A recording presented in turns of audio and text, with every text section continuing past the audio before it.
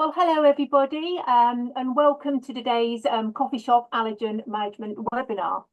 I'm Georgina and I'm your host for today, and we're here to offer best practice guidance when it comes to coffee shop allergen management.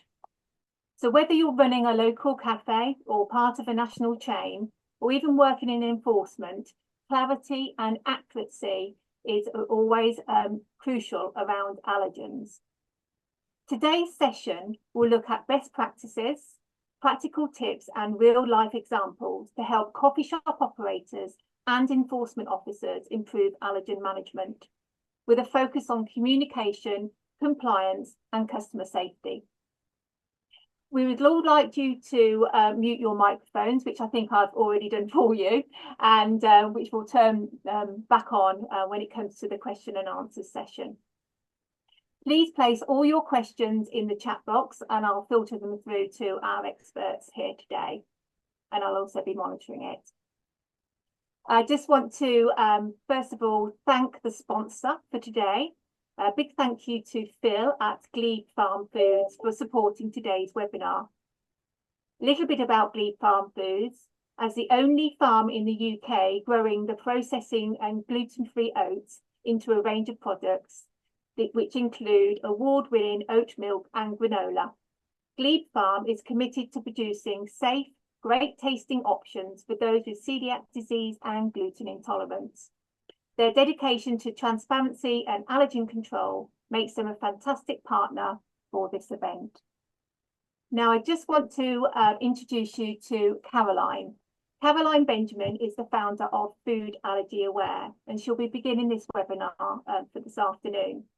Caroline will outline key areas for coffee shop allergen management when considering the serving for food hypersensitivity customers, highlighting potential risks and how food business operators can better both protect customers and staff. She will also discuss essential questions staff should ask and when it may be appropriate not to serve a food hypersensitivity customer. So over to you, Caroline. Thank you. Thank you. Okay, so we're just going to do a quick poll here to see about the knowledge that you feel comfortable with at the moment. So bear with me 1 second. I'm hopefully gonna get that to work. If I could ask you to complete the poll on how confident you feel when you're with your allergen management within your coffee shop processes currently. And then what we'll do is we'll do a review afterwards to see what where we are up afterwards.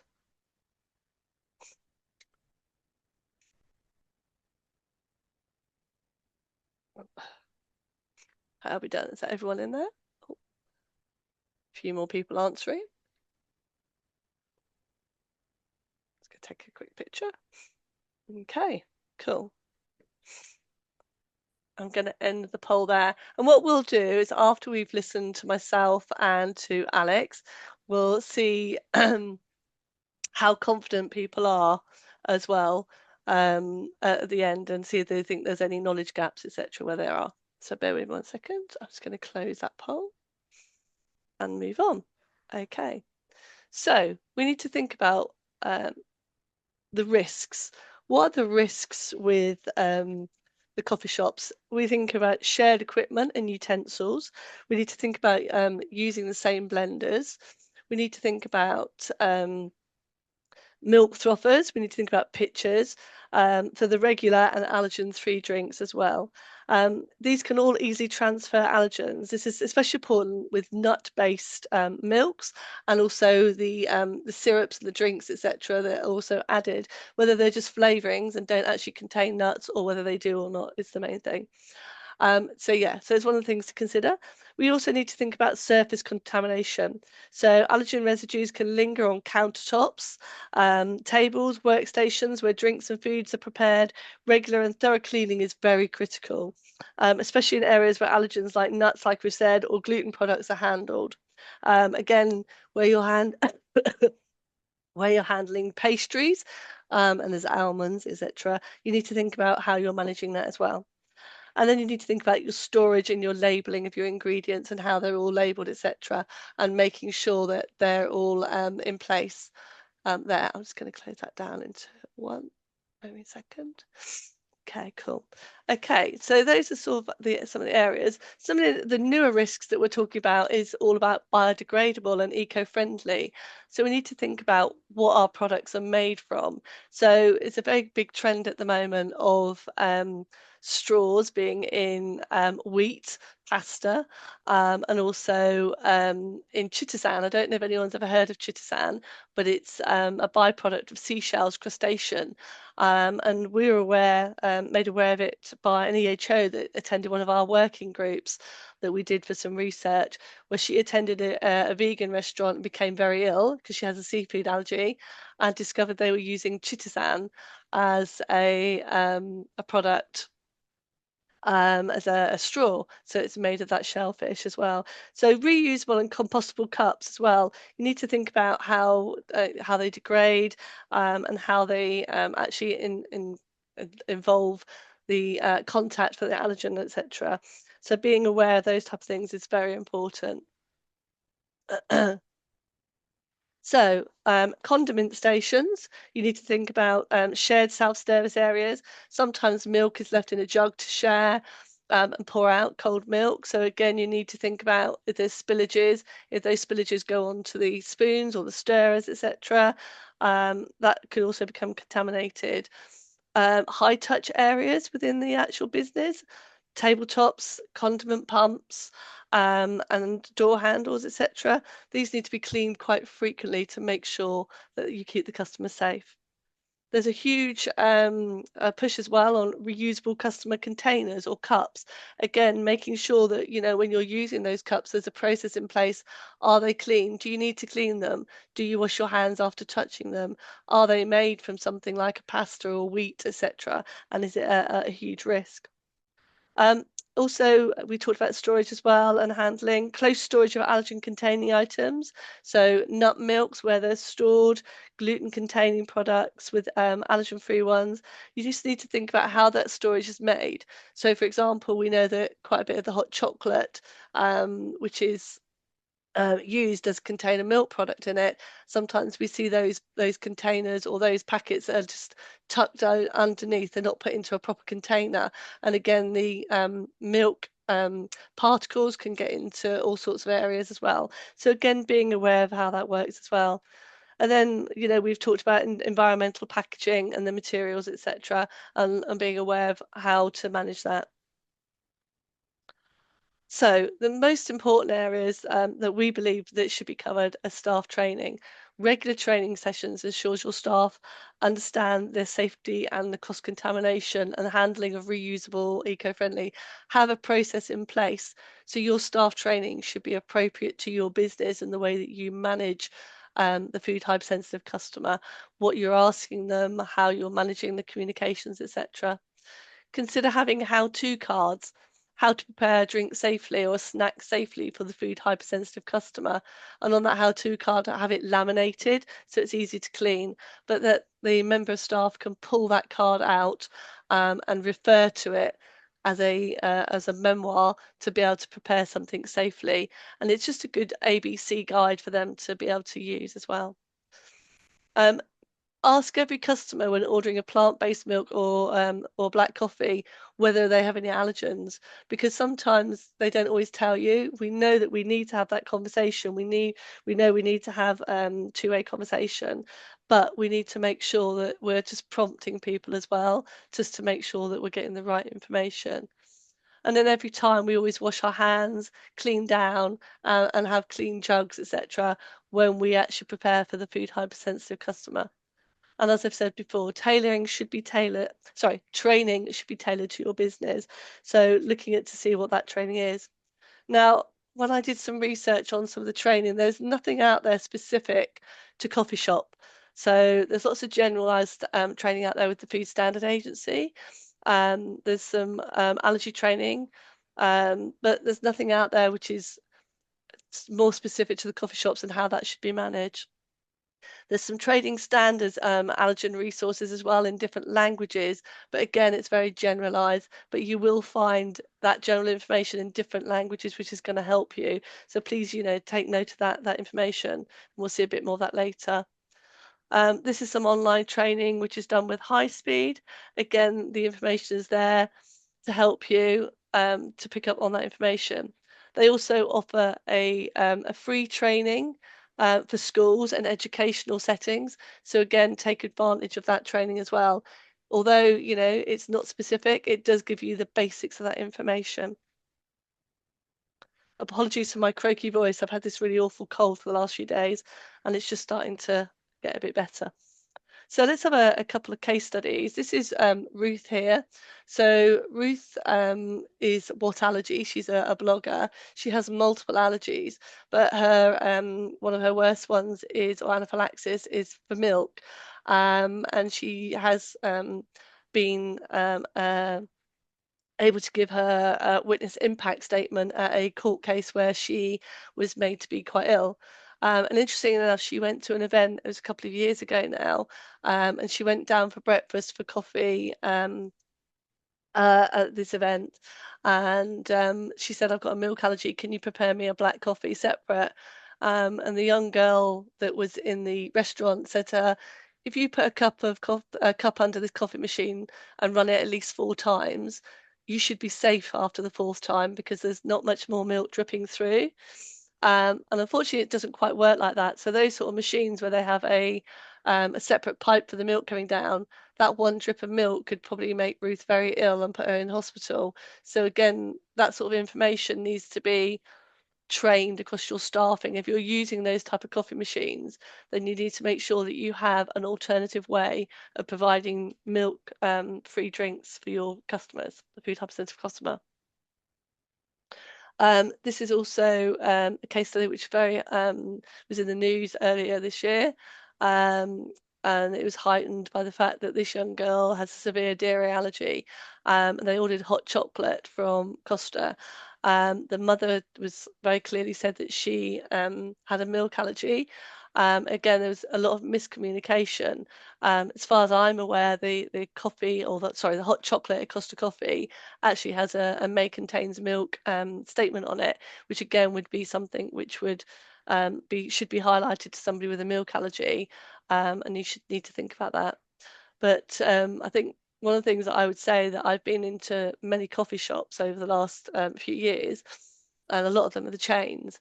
I asked for coconut milk, and I've never been asked yet if it's an allergy. So again, we need to get better at that. If we're a chain or if we're a small business, we need to think about having that conversation about how we manage that person. Is it an allergy? Is it a preference? We need to know. And even if somebody's vegan, they still have the right to understand exactly what they can and can't have and know what's in their food, etc.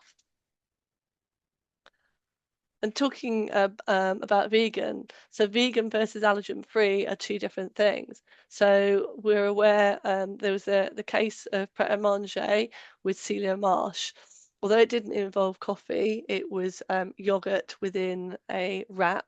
It was claimed to be vegan. There was no may contains actually on the wrap, but unfortunately there'd been a problem with the supply chain. So Koyo had worked with a company in Australia to do the stabilizer. And when the product was produced in Australia, it was completely free from any allergens.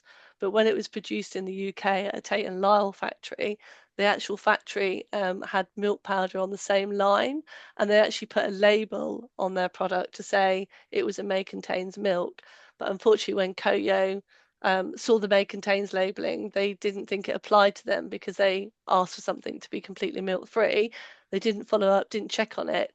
So when they actually tested some of the yogurt with the HS1 stabilizer, it showed that at least 30% of the products coming off that line contained milk. So again, it was a huge risk. And one of the things that we make very clear is the Vegan Society allows may contains or not safe for statements even when they accredit their products. So again, being aware of that and being aware that You know, just because it says it's vegan does not mean it's safe for somebody with a milk allergy. Another occasion, this is one that I was told about.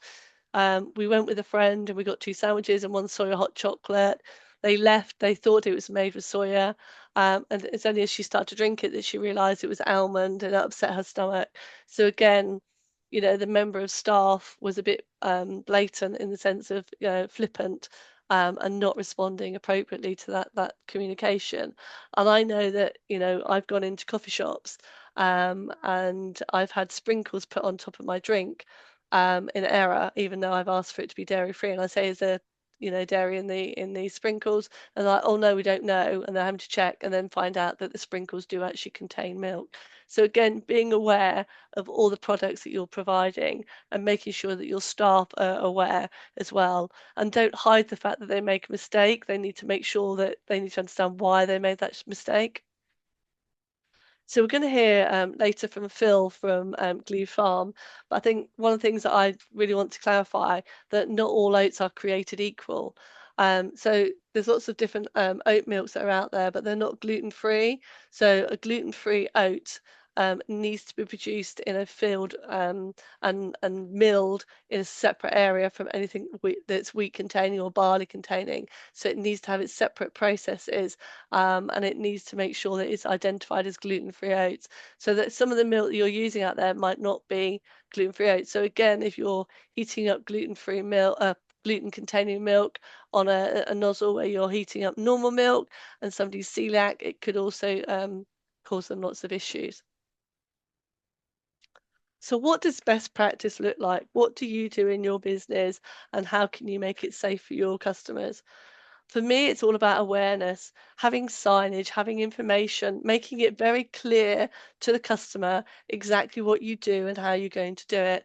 So color coding is great for all the different milks you've got, but having the color coding, you need to follow it up with the signage. Excuse me. So making sure that you have a sign that indicates the different color signs so that you can make sure that, you know, your customers, when they're watching the person, the barista, preparing the milk and preparing the drink, that they can follow their journey so they can see what color label is on the jug compared to what they've actually asked for as well. And then also think about, you know, the having highlighting the fact that you've got separate nozzles and separate information. So having a sign actually reduces the anxiety, and increases people to ask as well. I mean, we always sort of try and put something on there as well. Please always ask exactly what you want and your dietary requirements. But also, you know, having separate communication, separate equipment can also help. And, you know, having a machine which is specific for certain types of milk. And one of the things that we sort of talk about as well is that with almond milk, make it just use it cold, perhaps not heat up the almond milk, always offer it to somebody cold so that it is an option, but you're not going to contaminate any of your nozzles or any of the other jugs and stuff like that, and that's going to be heated. So yeah, that's something to think about as well. So communication, really important for the food hypersensitive customer to inform the businesses of their allergies. We know it's a two-way street. You tell us, we tell you.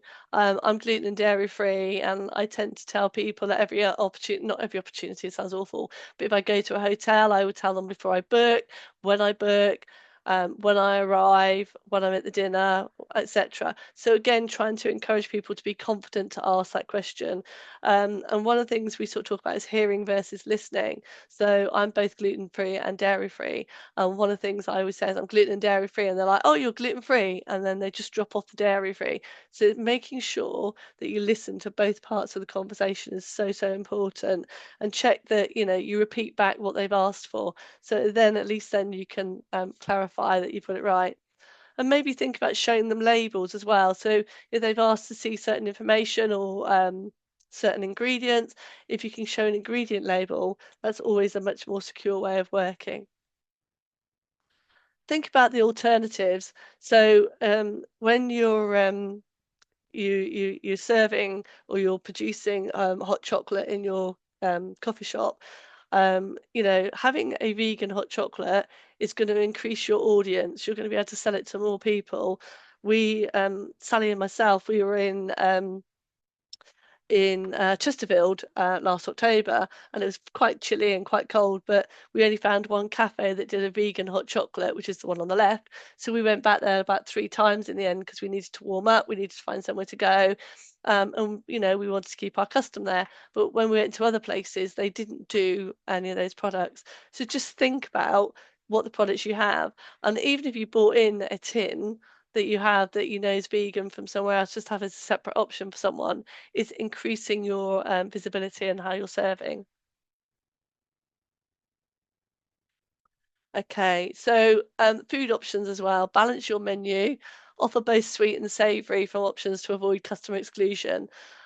Basically, when we go out to any of the coffee shops, it's always a chocolate brownie. There's no savoury options, and everyone else is eating something like a sandwich or a sausage roll, and there's no options at all for us to choose from. So again, think about what you're offering and how your menu is there. The other thing is think about your cross-contamination and how you label it. So if you have free-from foods, gluten-free foods, dairy-free foods, think about making it pre-wrapped so it's there as well, but making sure you've got all the labeling in there.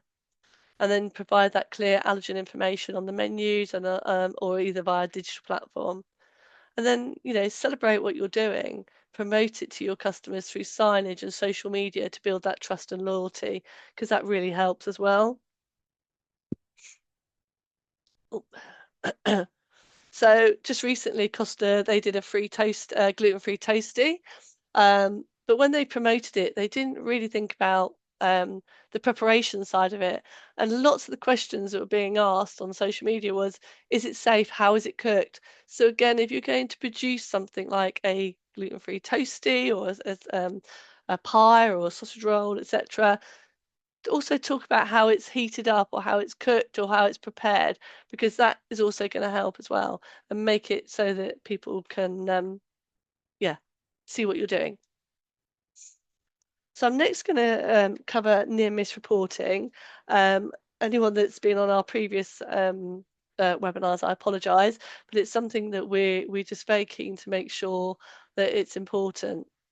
So we always think about a near miss as a free gift. Basically, it's an undesired event that, under slightly different circumstances, could have resulted in harm to people or damage to property, materials, or the environment. So it could actually potentially kill somebody or make somebody very ill. So make change happen within your business and make reporting something as a norm.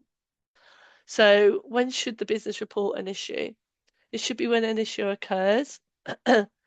They should make a note of it. You should encourage your staff um, to report it to you, to make a note, have a ticket system, have an online system. So when a near miss occurs and an issue occurs, sometimes they're two different. So a near miss is when it nearly happens, an issue is when it has happened. So both of those are very important situations, and you need to clarify what happened and why it happened, etc. So you should need to also make it a no blame culture. So you need to encourage your staff to think about watching other people as well, not particularly to tell tales on them, but to understand if there's an issue with some of the processes, the way that somebody is doing something, to pick up on that near miss is just so very, very important. So how to define a near miss? So you'd get an example from your customers or your staff, or just something which is being put back into your feedback, etc. So customers will feedback to your customer services. They will also report back to your social media. So again, it's just having that information of where you can pick up from it as well. And you need to think about the reporting forms. You need to create an internal form, but you need to remember that form might go externally. And you need to think about how it happened, why it happened, and what you're going to do to prevent it from happening again. But you also need to keep a record of the pattern. You need to understand, is it something to do with equipment? Is it something to do with the member of staff or staff training? Is it something to do with budget and how you're going to capture that information? So you can download the near miss report. There's also food allergy reaction dot report, where you can actually manage that as well. But we want to sort of say to you is don't be that coffee shop in the headline news for the wrong reason. So that's myself. I'm now going to unshare my screen and share it with Alix and hand back to Georgina. Lovely. Well, that's absolutely fantastic. Thank you so much, Caroline, for that, and a lot of thought processes to go into coffee shop management. While Alix is getting herself sorted and sharing her screen with her slides, I just want to introduce you to her. This is Alix Baker, and she is the Senior Environmental Health Officer at Wakefield Council. Alix will be talking to you about a proposed guidance developed by the Primary Authority Coffee Shop Panel, which we'll be talking to you about today. And this panel has worked with some guidance called Stop Think Method. This innovative approach aims to support coffee shop operators in enhancing their allergen management practices for hot and cold beverages. The guidance is currently being reviewed by the Food Standards Agency and is set to be encouraged and engaged as best practice across the hospitality sector. Okay. How are you doing there? So, Georgina, when I'm sharing my slides, it's automatically muting me. I don't know if it's something you need to do at your end, perhaps.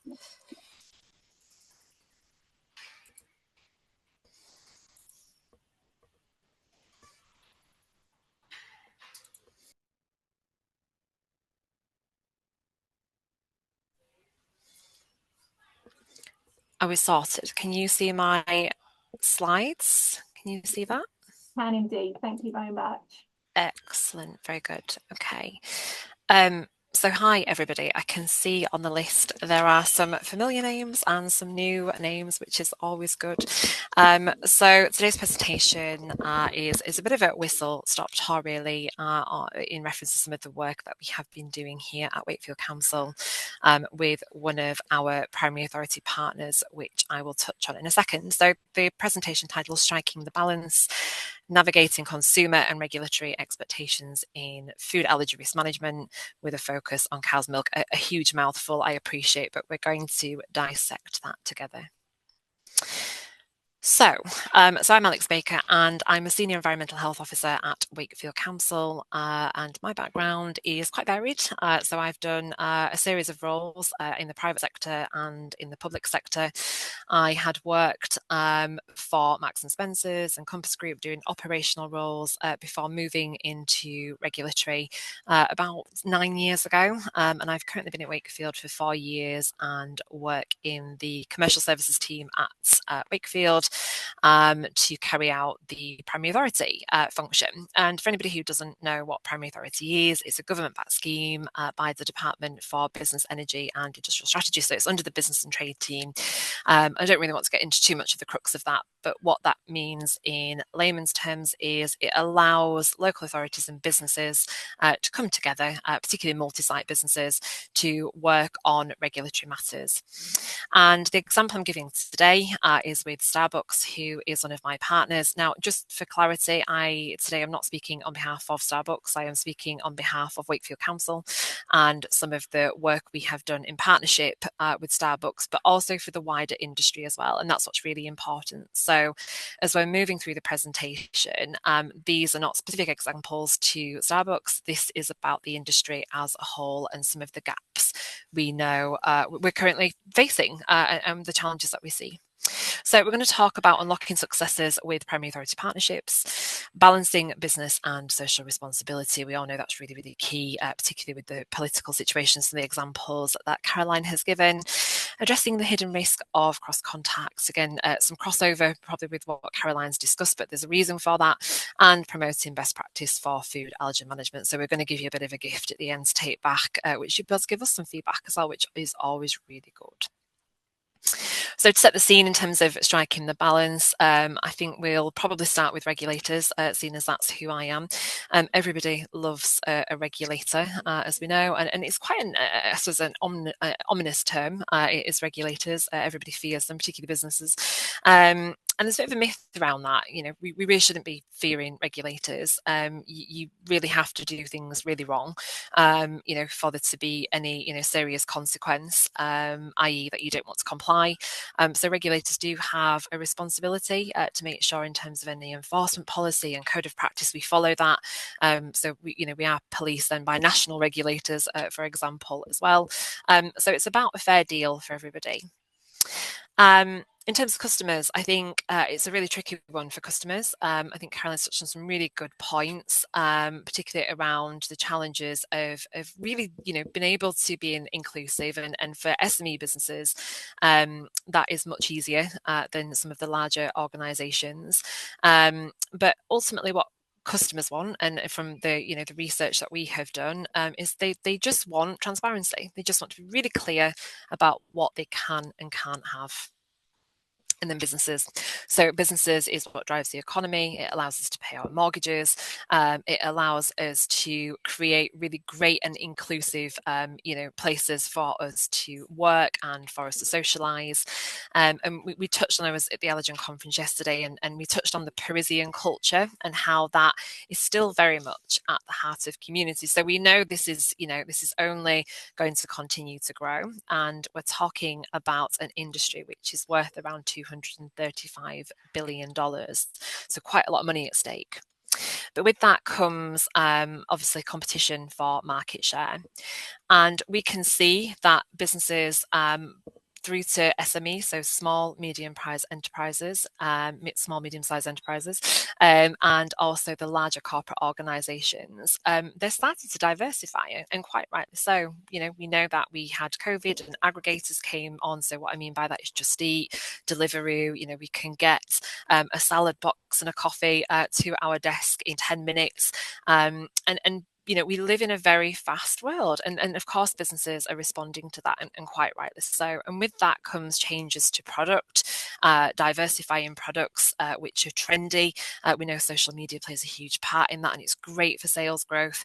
But then also, we have these new and innovative spaces where we see, in train stations, we see in airports, everywhere we go, there is somewhere that we can get a coffee, a McDonald's, like the example here from Asia, which is allegedly the smallest McDonald's in the world.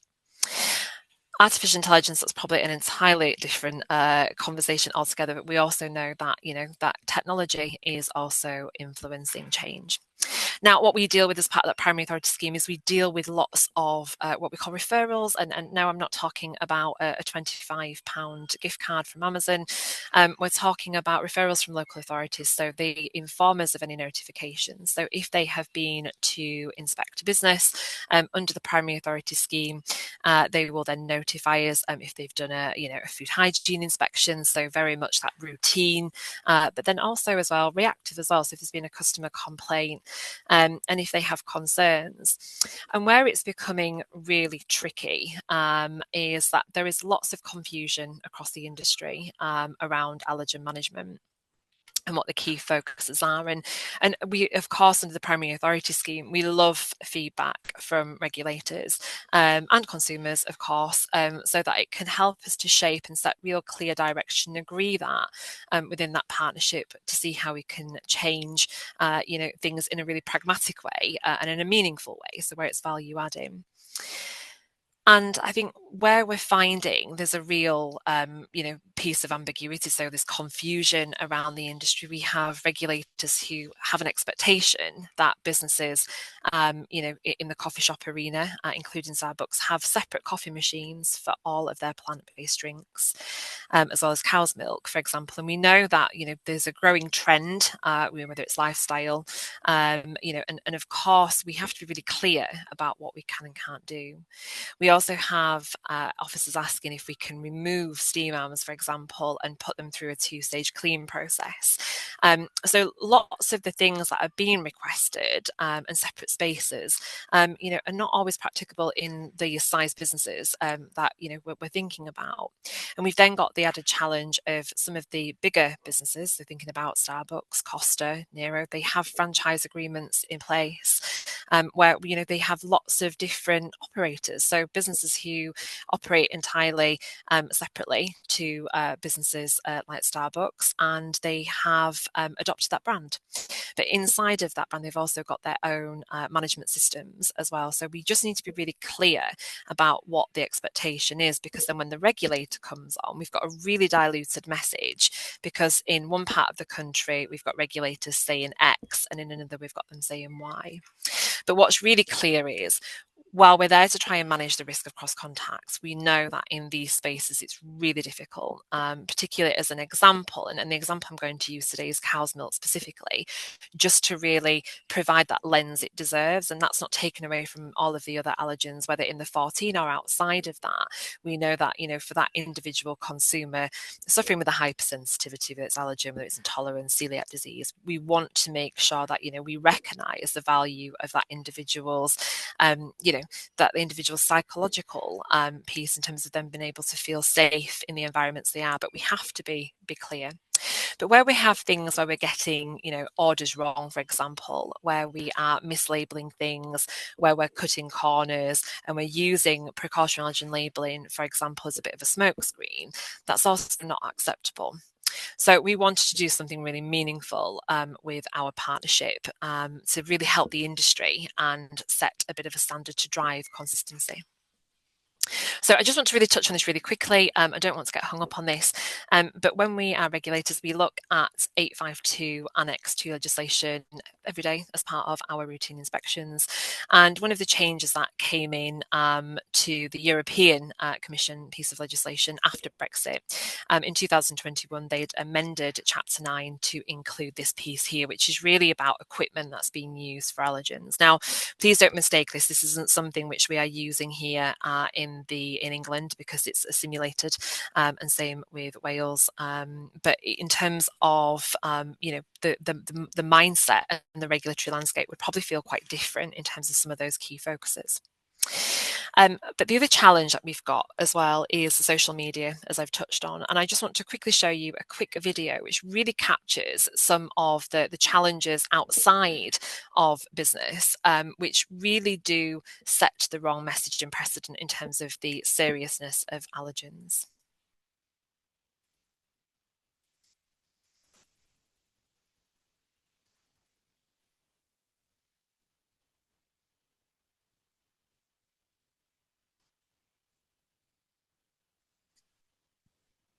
Alex, the sound hasn't worked on it again. Yeah. Sorry. That's no good, is it? Been held at ransom again by technology. 2 seconds. What I'll have to do is just stop sharing and re-upload.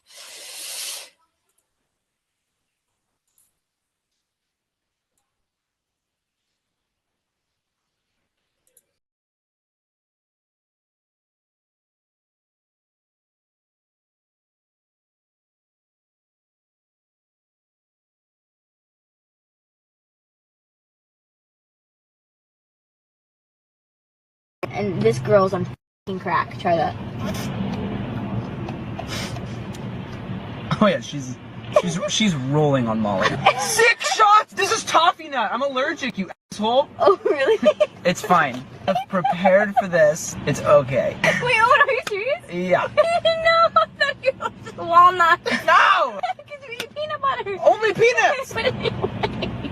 Put it in my leg?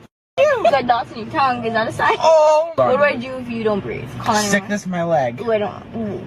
You're not going to because it grosses you out. You're gonna let me die. You usually look at things before you have it. I didn't think the crazy crack would put toffee nut coffee. You look fine. I feel fine.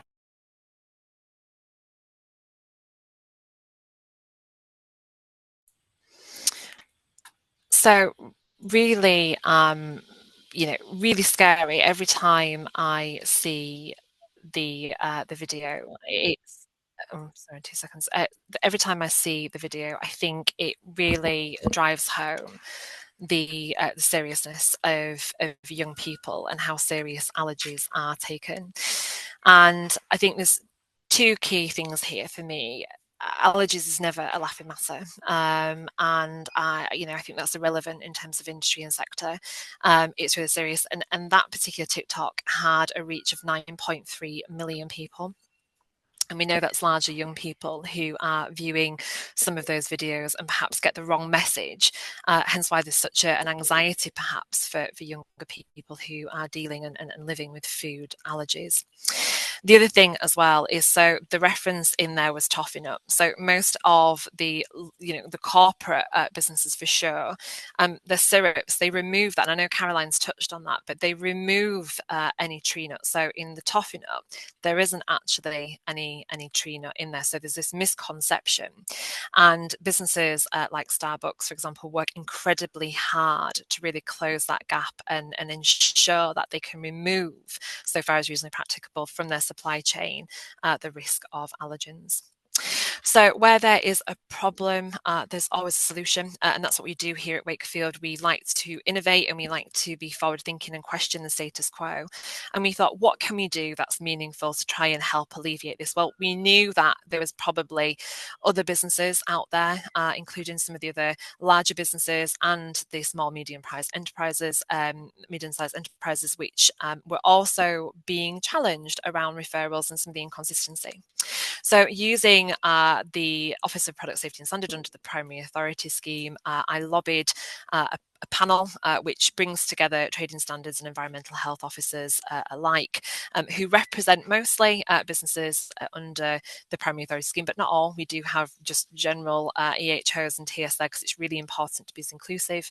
And we established that in 2024. Gosh, I don't know what year it is. So 2024, and it was really important to get a real sense check to understand what the other challenges were across the industry. It also brings together other experts from the field. So we've had representation from, for example, Caroline has kindly been, and Dr. Hazel Gowland. We've engaged with the Food Standard Agency. We've also had Lily Apollo Richards. So we've wanted to include as many stakeholders, so businesses, regulators, professionals in the industry, to try and ensure that we're hitting the mark and being consistent in our approach. We then came up with the stop think method. Now I'm going to give you a whistle stop tour, but you will get a copy of this today. We want to be able to share that with you, and we want to encourage as many businesses. We're not bothered whether you're a business or whether you are a business, or you're a small business, a large business, a regulator. We just want as much feedback as we can possibly attain from you, because it's really important that we continue to think about what works and what doesn't. So the stop think, so you're all probably wondering, what does that mean in context? So stop think is really being designed as a three-prong approach. And stop think is ultimately, it's a framework. And we know that lots of businesses, particularly the large ones, have got really good prerequisite programs in. They've got some, good training in there. They've got some really good management standards in there. Some of the SMEs, again, have got components of that. But what we felt was missing was a framework, something that would bring all of those cogs together to the wheel. So stop think is broken down into talk, hygiene, integrity, notification, and knowledge. And we're just going to do a bit of a snapshot into each of those principles. And the key thing is, for clarity, this is really for a food business operator to pick up. So again, it doesn't matter if you're an independent or whether you have 5 sites or you have 500 sites. We have chosen language which removes the technicalities, it removes the jargon, and it's really clear about what can and can't be achieved in this space. And again, it's best practice. It doesn't mean you have to adopt all of it, but we want consumers to start to think about how we can champion a campaign. So the stop think is there for them as well. So it gives them an opportunity, a pause moment to stop and think. But most importantly, it gives members of staff an opportunity to stop think. We know businesses have lots of challenges. There's always ambiguity in today, things that we don't expect to happen. They're really unpredictable environments. It's very different to manufacturing, where, of course, we do have unpredictability, but not to the same standard. So quick run through. So talk is really key. So Karen's talked about it, that a conversation is transactional. It's really clear that, whether it's utilising, very similar to the best practice guidance, we've followed that in terms of what the Food Standard Agency have set, but we want to go to that next level in terms of coffee shops. We want to really encourage, yes, we have the right signs and notification, we're having that dialogue, and we're really tapping in to make sure that we're being really clear about what we can and can't deliver. Transparency. Hygiene, really, really clear. So we want to have, rather than using precautionary allergen labeling as a smokescreen, we want to be clear about what in those spaces in terms of coffee production. And this is what we're specifically talking about here. So coffee and cold beverages, actually, the products we're handling in store, what we can do that's meaningful, and it will have a real impact in your risk analysis effectively for the use of precautionary allergen labeling. And then integrity, so the labeling. Caroline also touched on colour coding. That's really important, but equally as well, colour coding is only as good as the cleaning specification it has and the engagement with the teams to make sure that they clean and they are fit for purpose. And, we are, so far as reasonably practicable. I like to use that word because it's the practicality of balancing business and, cleaning procedures to manage expectations. But we want to be able to put robust systems in place, what we're all clear about in terms of what the expectation is.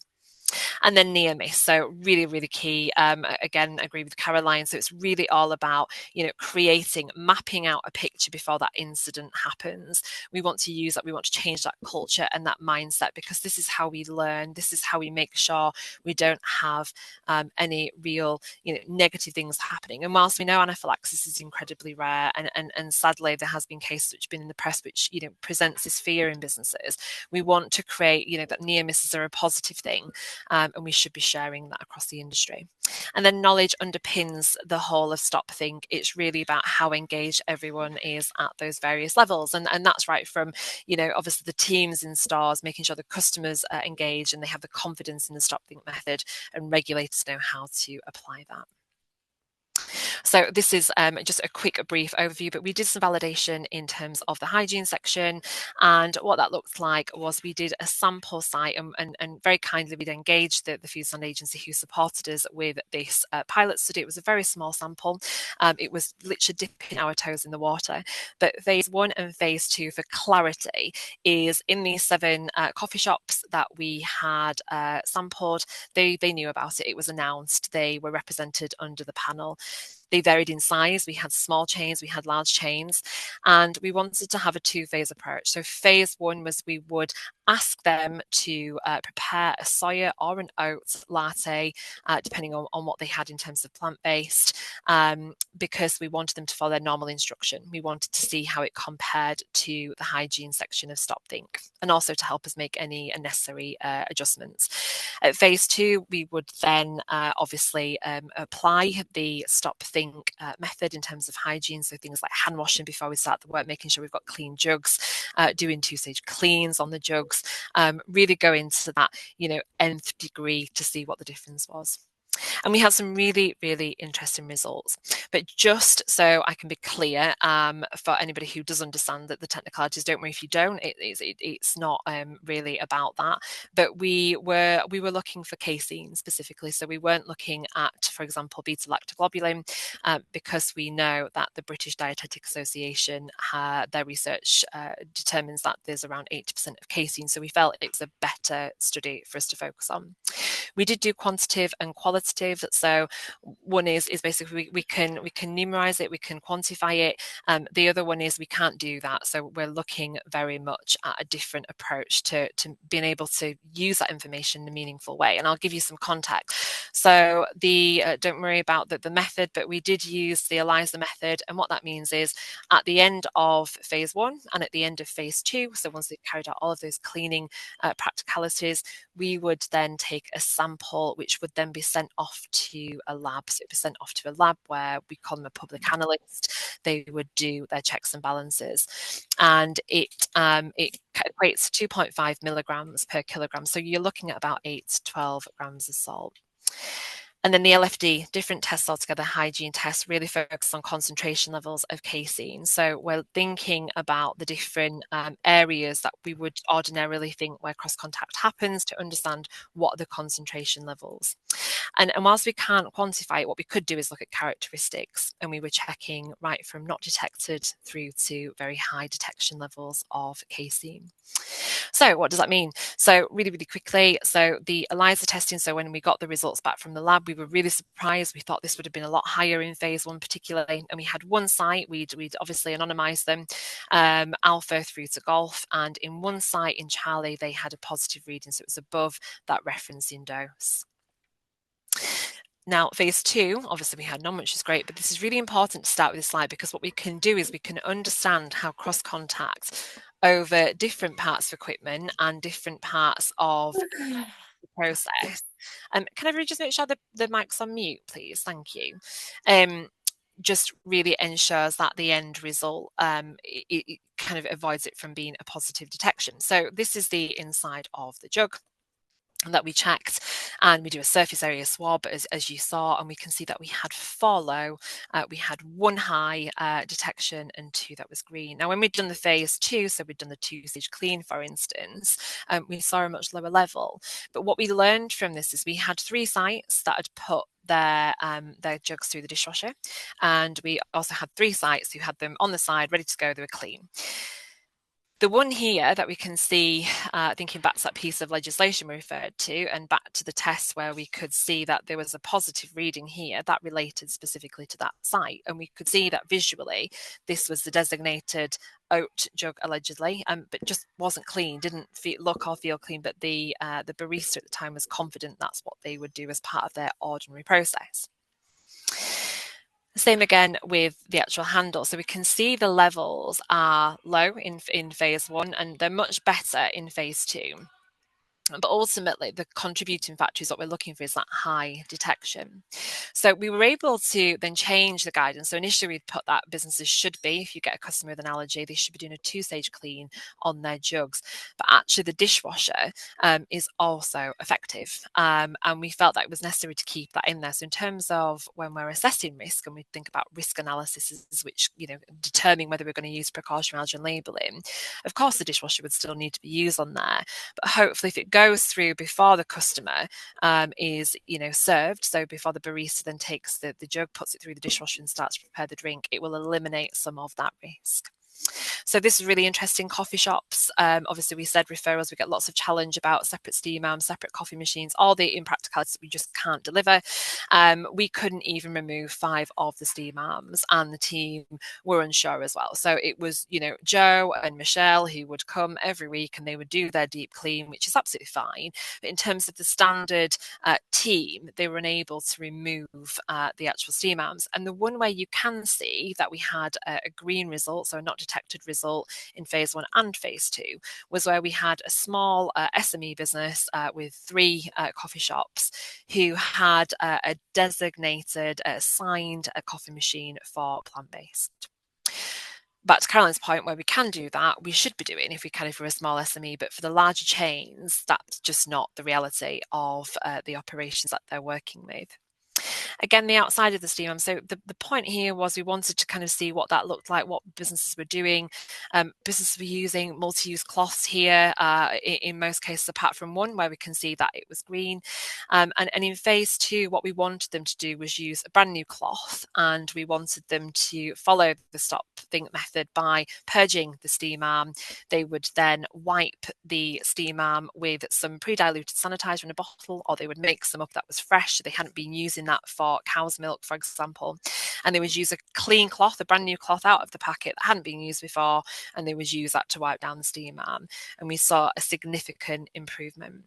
And that significant improvement, as you can see here, the cloths, every one of them, every one of the sites had some form of detection of casein in there. So we know that is a key contributing factor to the risk of cross contact. And same with the condensation. We did a rinse water test on all of the coffee machines, and there was at least some level of detection observed. And then other areas that perhaps we don't always think about, and Caroline had factored that into her presentation quite rightly, but the other areas that we thought, we don't really necessarily always challenge, but things like hand wash basins, till screens, coffee machines, we'd seen that in some of the businesses that we'd sampled, coffee machine handle filters, sorry, we'd seen that in some of the businesses that we'd sampled. So that really is a bit of a whistle-stop tour, but it really is reflected in the guidance in terms of some of the control measures that we believe and we can validate from some of that cleaning that do work. And as we know, it's a really small sample size. 7 is not a huge amount, and we've shared that information with the Food Standard Agency. And we're happy to share with any businesses if anybody wants to contact me, whether via LinkedIn or directly through Wakefield Council. I'm happy to share our methodology and happy to share what we did if you wanted to use that as part of your own risk analysis. So the guidance will be available for you, and we'll also have some resources. So we talked about engagement, obviously both from a consumer and also from a member of staff perspective. We want to create something that's meaningful, engaging. So what we're proposing is we have a national, it's a Regulators Pioneer Fund, and we were successful in the Allergy Pal tool that we pioneered here at Wakefield, but we want to create a campaign for Stop Think as well. But the initial proposal would have something like this. We want to create a bit of a superhero vibe. We want to create something that is engaging and can become a campaign across all of the coffee shops that we know and see. It's an opt-in. It's not a commercial piece. It's not to make money. It's there to help businesses really streamline and harmonise good practice. So you'll be able to find the Stop Think, and you'll be able to find that on the Allergy Pal website. So Caroline will be sending details, but it is literally www.allergypal with a hyphen in between it .co.uk. And in the coffee shop section, it allows you to access the guidance and also provide us with some feedback. And inside of Allergy Pal, if anybody isn't familiar with it, it's a brilliant tool. It is free to use. It has everything you need on there for all the various different businesses, and it was really tailored to SMEs to help them provide a free training to themselves and to their teams so that they can better understand where cross contact is happening. And I'm just going to show you a quick short video on Allergy Pal. So this will be the section, sorry, when you select the coffee shop, you'll then have this selection and you'll select the Stop Think guidance.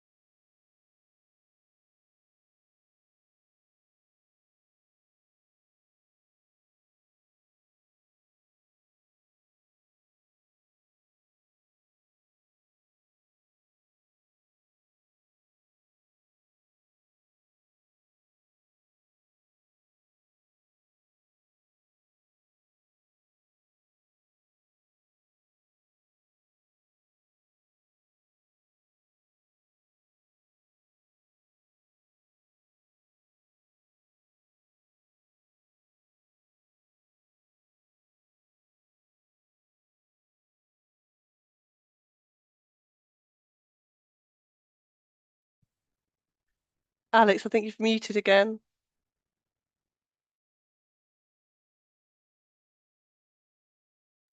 Hello, can you hear me now? That's no good, is it? So there you have it. So there is Allergy Pal. There is no catch to Allergy Pal. It is a free tool. It is there to be used. There's no ads. It is just really, we want to make sure that businesses feel supported at every level in terms of their training. And there is one specifically for coffee shops. I'm happy to take any questions inside or outside the session. So just quickly to wrap up. So allergen risks are increasing. So the industry, we know it must change and evolve. That's not going to change. Businesses are being agile, and we must change with that. Transparency is absolutely critical. That's exactly what regulators need. That's exactly what businesses, but more important, that's what consumers need as well. Never claim free from. We feel that free from is not the environment for coffee shops. Real change through partnership. So if you do have primary authority partnerships in place, really challenge those, kind of calibrations.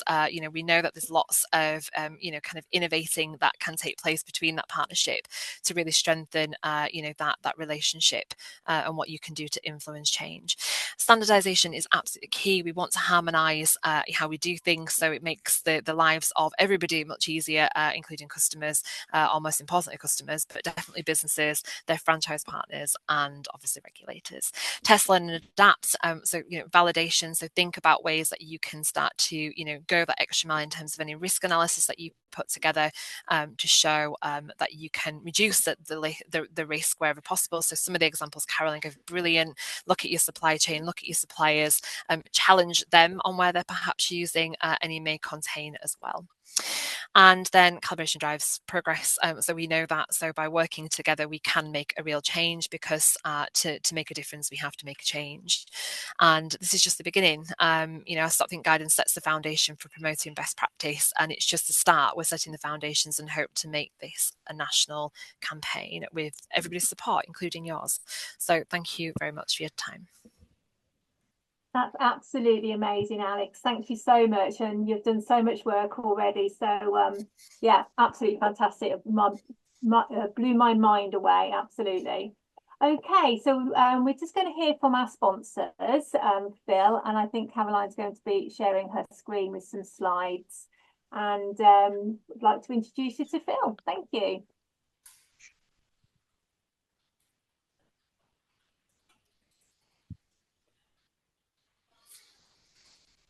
Sorry, Phil, you're on. Unmute. I'll speak. I'll speak a bit. I'll say that again. I'm not Jane McGowan. This is Jane sitting next to me. So I'm Philip Rayner from Glebe Farm Foods, which is commonly known as Glebe Farm. So we are specialists in gluten-free oats, and all the way throughout the chain there. If you can go back a slide, please. Oh, sorry. Right, yeah, we've gone a bit far forward. I was going to go. I want to try and tailor this not just to sort of not only present our products, but also say about what the kind of commercial drivers are for things, and also what we do in food manufacturing as well. So give you a path through that. We've been doing gluten-free oats for 15 years. We grow them. We take it all the way through the system, right the way through to packing in our own Tetra line. So it's all done on site. So why do people oat milk is still growing, and in say, so key numbers are quite in London coffee shops, you'll probably find over 50% are from have oat milk in them. In fact, actually going down to the London Coffee Festival, there seems to be more matcha milk tea drinks than there are coffee sold there as well. That seems to be the next trend on there. So it is a very big deal to have plant milks in there. And of course, so we do a lot of business in Europe as well, and also other parts of the world. And it's important to remember that 85% of the world is not actually tolerant to milk. So these are growing.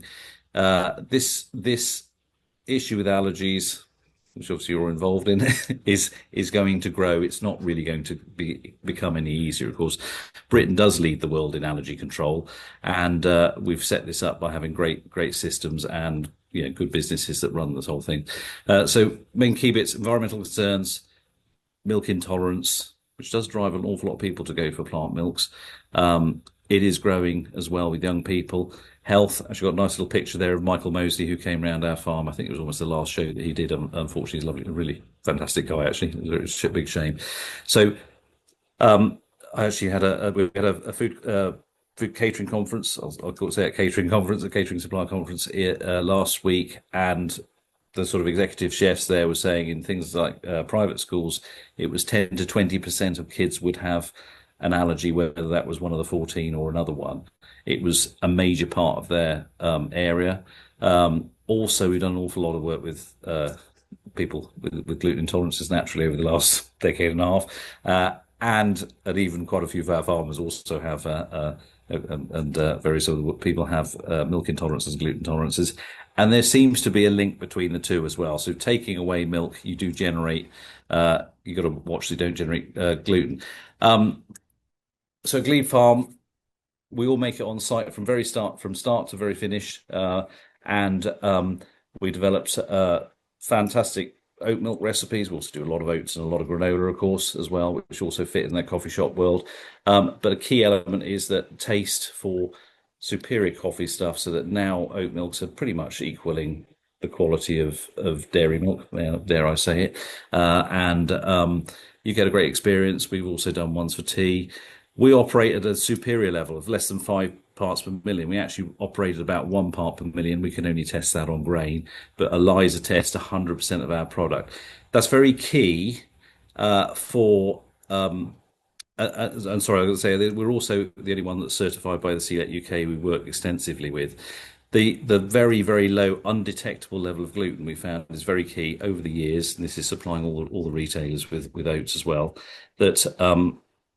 That means you don't have any issues. And when you're serving milk in a coffee shop, you're actually serving about 200 millilitres, say, in a latte. That's far more than the celiac level would suggest at 20 parts per million. So that's a key thing to research and look in, that actually that's why standards are exceeded, because it makes a difference to people as well. Somebody told us recently we're the best kept secret in oats. We're world leaders pretty much in allergen control of oats. Caroline skipped on before I finished that one. But, Sorry. so I just said, it's fine. Yeah. So we also do a lot with sustainability. We can move on. It's fine, Caroline. Sorry. What I was going to say is very important there, actually, for the more sharp-eyed. Our site only operates gluten-free oats at all, which I think is pretty much unique in the UK, because the whole method of cross-contamination coming in there is a key bit. So just talking from the food manufacturing perspective, we eliminate everything. How we achieve fantastic, very high purity results, which is why we call it pure OT. How we achieve that is we eliminate risk. There is no chance of cross-contamination, but I think, can that apply to the retail world and hospitality world? Yes, it can, really. You can just eliminate as many things as you can possibly.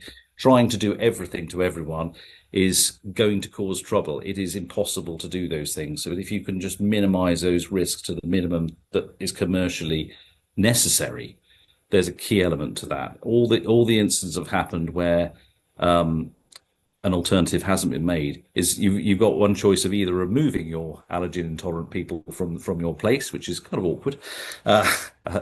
Some people do that and mislabel, or you have to embrace them and then say, actually, I'm offering a product that everybody can try. Now we were at status in the food industry, in the food market, where you don't have to compromise on taste for an allergy. Our oats are oats. They do go, everybody can eat them. You can have everything. And same with oat milk. It is a mainstream product. So I'll give you an example. A lot of cereal bars, oat bars, have our oats in, even if they may be thought to be a mainstream product. Because it's easier for that market, it means they don't have any complaints. Working with Celiac UK, 1 in 100 people are thought to have celiac disease. Only 36% or a third are diagnosed. There are lots and lots of symptoms with that. It can cause major life-changing things. We make a great difference. That's the great thing about owning and running a business, which is to do this thing. You make a lot of good differences to a lot of people's lives as well, and expand their useful lifespans, useful working time as well. They can do and enjoyment of life. However, there probably are about 2 to 3 million people who are on a gluten-free diet who are, if you like, they will have some problem like brain fogs and other things like that, which isn't a celiac, necessarily diagnosable celiac thing. So we often find it's probably about 4 to 5% of the population are on something there, which is a significant part, especially if they have family and friends with them as well, to make that decision, as Caroline gave the example of her going to have hot chocolate. It makes a buying decision all the difference. Of those, 80% they say they struggle to find anything, and 77% of them say they've actually had some injury from eating out at a hospitality venue. Those are very key numbers there. So my message is, as we'll go next slide, please, Caroline. I'll go on a bit more so what's the benefits to our business customers? Happy customers, they're coming back again. Also, there's a great benefit in running a business where, and certainly I appreciate that, we produce millions of servings 1 to 2 million servings of porridge a day, if you like, if they were going to eat it as porridge.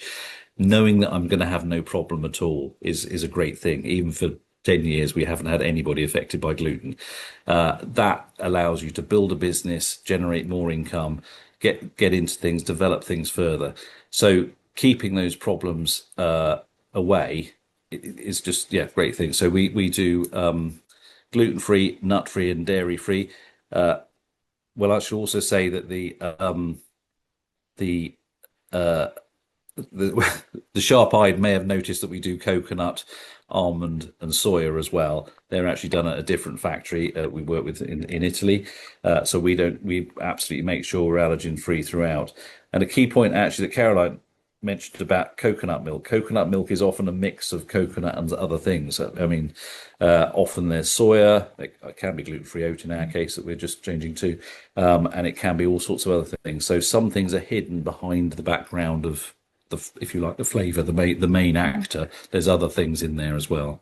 I would say always eliminate the risk wherever you can. I come from a very high, having done high risk things in the past. You just remove them out of the thing. What I've not mentioned is yet we do a lot of reason for sustainable for picking plant-based milks is within environmental concerns. Our oat milks are probably about a sixth the level of dairy milk, and our oats are fantastic. We do an awful lot of stuff on site in terms of using biomass to create our oats. We actually flake our oats and mill our oats without any fossil fuel heat at all, and we have just put on about 700 kilowatts of solar so we can run. So I think about the moment we're actually not using electricity at all. We're probably exporting, and we're also, because we're a UK farmer, it's all entirely British, which is fortunately, I think, finally coming a little bit more on trend to promote, especially in the hospitality, to be able to do, to be able to support British farmers, the local view of providing a service that's actually benefiting the community. So we've run with that. And my objective is to run with the lowest carbon footprint, and we're getting there. So probably in the next 3 or 4 years, we'll get a net zero, but we're doing that properly. So thanks very much, Caroline. Thank you, Phil. I'll stop there. I hope it's useful on the commercial side as well, but there's a lot of drivers there. Thank you. And thank you, Phil, for supporting today's event. I'm just going to put up the poll that we put up earlier and ask if you can fill it in again. Just going to put that out there. So there's a poll up there of how confident you feel before and after.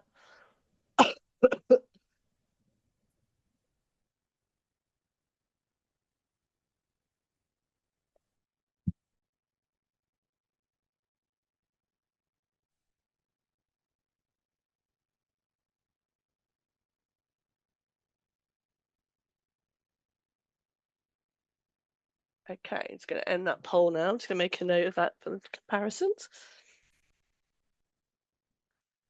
It's 49.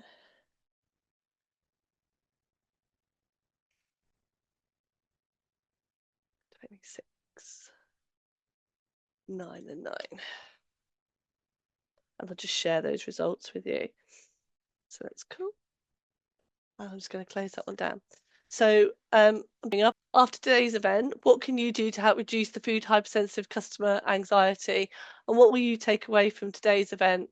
Will you be able to use that information that you've been given and share, and hopefully go out there and sort of make the food hypersensitive customer more aware of what you're doing, relieve their anxiety, and make it a positive journey of what they're going to do.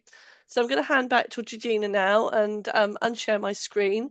And we've got about, I think, 10 minutes to do a few questions and answers. Apologies for my croaky voice again. It's it's not been the best, unfortunately, so I do apologise. Thank you, Caroline. It's been an eye-opener, it really has. Like Caroline said, we've got a few minutes for some questions which I've collated over the course of this afternoon. If we don't get round to answering all the questions, we will give them to the experts and then we'll email them out to you, all the answers. So first of all, we do have a question from today's webinar, and it's from Lindsay Buchanan.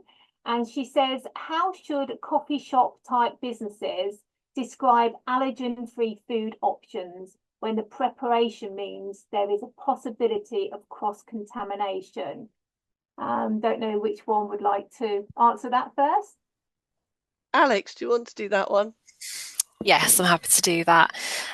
So for me, the answer is clear cut. If you think there is a risk of cross contact, you can't do free from, and the Food Standard Agency are really clear about that, because what that does is it devalues what free from is. So when we was talking about ambiguous conversations with consumers, it just really confuses them, because if somebody who is suffering with a hypersensitivity, their expectation is, if you are describing that food is free from as part of your marketing, it gives them the confidence that food has gone through all the necessary checks and balances right across the supply chain into your business, and is managed as such as free from. If your risk analysis says that there is a risk there, then therefore you are unable to call that food free from, I would suggest. The only thing is if it's pre-packed for direct sale, or if it's pre-packed off-site in a different area and it's safe, and that the customer unwraps it on the plate themselves, or there's a safe way of doing it. That's probably the only way that you can provide that. Yeah, I totally agree with that. Lovely, thank you. The next question, which I've particularly am interested in, is how would you suggest milks which contain more than one allergen? So you've got a dairy milk, and then it also contains oats, and this is like a brand called Smug. I've never heard of that. If one of our experts could answer that, please. A bit of a complex one. I've not heard of it either, to be fair. I know that obviously Alpro do yogurts that contain coconut and soya, or a mixture of different yogurts in there. I'm not quite sure what you do. I suppose you'd really have to make sure that you've got signage and you're promoting what it is, because I think, if you don't know what it is, I think it's a bit like the lactose-free milk. A lot of people can assume that lactose-free milk can be dairy-free. And I found that quite a lot on international and on cruise ships, etc. You say that you'd like a dairy-free milk or spread, and they come and give you a lactose-free, not understanding that it does actually contain the milk protein. So again, I think it would have to be very well labelled, promoted, signage. I'm not sure. Have you come across it at all, Alix? Have you come across that one? No, I haven't. But again, I suppose from my perspective, if you have any product which has more than one allergen in that, you can't favour one over the other. They both have to have in equal measure the same formatting. They have to have that same level of value, so that the consumer understands what's in that product. And the law is really clear about that. So yes, I think my suggestion would be that if you have a coffee shop, you perhaps look at a different supplier to try and really eliminate that risk, because there is again that perception piece, and it will also save you the groundwork as well. Definitely, yeah. And from a regulatory point of view, from labelling, you would probably put that it is a dairy milk, like you say, and then in brackets also contains blended oats or whatever, as you would do on a label for pre-packed food. So yeah, thank you. One last question. I think we've got one last question we can fit in today is, can a cafe produce gluten-free cakes from a small kitchen, and how should they be described on menus if there are risks of contamination? I think that'd be very similar to the very first question in a way, in the sense of unless you're doing completely gluten-free cakes in that area, unless you're doing that's in your kitchen, it's dedicated, or the cakes are made off-site. If the cakes are made in the kitchen with normal cakes, then it's just making sure that all the cross-control processes are in place. But if there's a high risk of cross-contamination, as Alix says, you need to be able to label it and tell people. And it's all about communication as well. It's about telling people how you make things, what you do. I have come across cafes which says it's gluten-friendly cake. And then they sort of say, well, it's okay if you're not celiac, but if you're gluten-free, well, no, it should be the same. If you're gluten-free or you're celiac, that's one level. Intolerance or celiac should have no gluten in it as well. So that cross-contamination risk, and you should be able to name that I don't know if you want to reiterate on that, Alix. Yeah, no, I totally agree. I think for clarity, so if the space and time is a restriction, anybody who's doing free from, it's a really complex business model, and it needs the time and investment it deserves, because it is difficult to provide free from. And whilst I know that businesses, particularly smaller businesses, we see that all the time here in Wakefield and the wider districts, where we see businesses wanting to try and diversify and provide and cater to that customer, and it's really difficult, because we don't want to exclude people, but equally we want people to be safe, and we want the value in free from to remain, because that statement is ultimately how people make those informed decisions, and like we've already said, any may contain should not be used alongside that. So you tend to find that lots of small manufacturing businesses have struggled because they've started with free from and they've had to try and diversify, but they've got the facilities and the premises to expand in a really sensible way. So thinking about the manufacturing industry, it's totally different to something you're doing in your home kitchen. So yeah, it's tricky. Yeah, definitely. And also, if you are producing gluten-free cakes, really, with the regulations, they should be, less than 20 parts per million. So if you've got the facilities to be able to then get the product tested, then, and it is less than 20 parts per million, then you'll be okay as such. But as Caroline mentioned in the last one, a question is, you can often buy pre-packed gluten-free cakes to offer to your customer, which is probably a lot safer. Okay, well, I think that's wrapping up the webinar for today. Like I said, we've got a few more questions that we can answer via email, and over to you, Caroline, to